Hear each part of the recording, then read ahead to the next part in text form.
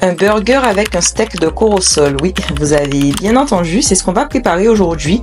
J'ai vu passer cette recette il y a quelques années sur les réseaux et j'en profite que mon corossolier soit chargé pour pouvoir la tester. J'adore ce fruit lorsqu'il est mûr. J'ai été bluffée par le goût et la texture.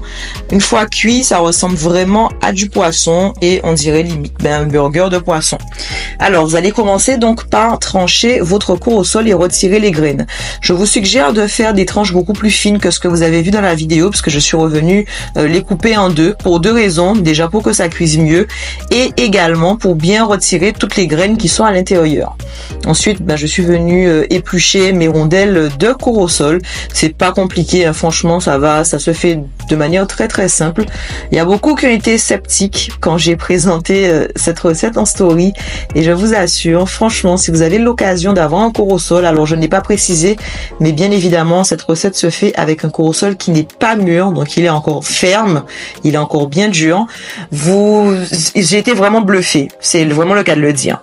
On va maintenant passer à l'assaisonnement. Donc les recettes que moi j'avais vues sur internet ne précisaient pas d'assaisonnement. Les gens faisaient frire directement le corossol après l'avoir coupé. Moi j'ai voulu tester et aller jusqu'au bout de cette recette et j'ai tout simplement utilisé la recette d'assaisonnement de ma grand-mère à quelques détails près, mais en tout cas de l'eau, du citron, du sel. J'ai mis également du piment et de l'ail et j'ai laissé macérer pendant environ 1 heure. Ça a donné un petit goût très sympathique. Vous pouvez bien évidemment, comme toutes les recettes que je propose, adapter l'assaisonnement à votre goût, à votre guise. Si vous souhaitez rajouter du cidre, si vous voulez rajouter du poivre, si vous voulez rajouter du curry, faites comme vous le voulez. Moi, je propose une base de recette et c'est à vous de la pimper comme vous le souhaitez. Donc, on va donc laisser macérer correctement notre corossol. J'ai rajouté un petit peu d'eau à hauteur pour que ça trempe bien dans l'eau. J'ai couvert ensuite avec un film plastique et on réserve.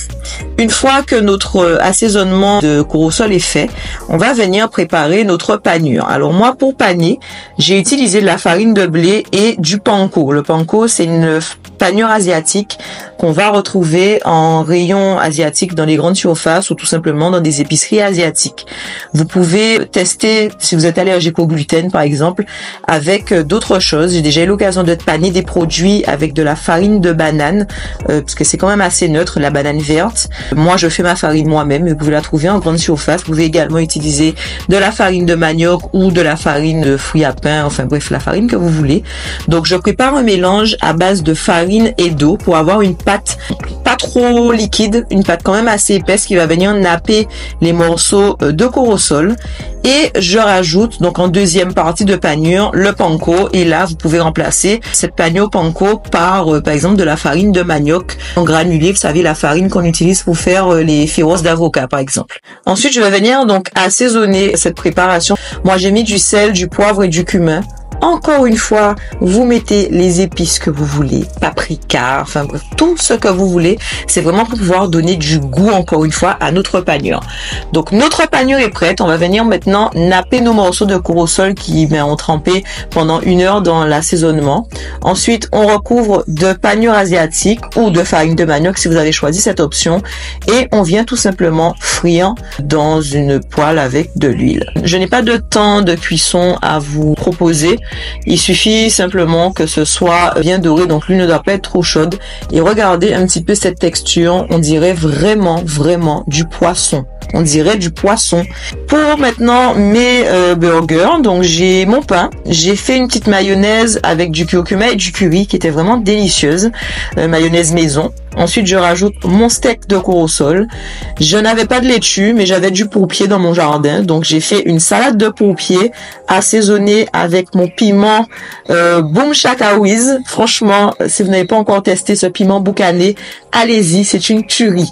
J'ai mis également du sel et du poivre. Ensuite, on rajoute nos rondelles de tomates. Donc là, vous garnissez votre burger comme vous voulez. Moi, c'était mon option. Et mes pickles d'oignons rouges, maison aussi, que finalement, j'adore faire ça. Hein. C'est très bon. C'est quelque chose que j'aime beaucoup manger et ça rajoute une texture assez sympathique dans le burger. Donc, on rajoute tout ça. On ferme notre burger et on déguste. Si vous êtes sceptique, testez la recette. Testez-la et revenez me dire en commentaire ce que vous en avez pensé parce que c'était vraiment délicieux. Voilà. Bon appétit. N'oubliez pas de liker, partager et abonnez-vous pour plus de promesses. À bientôt.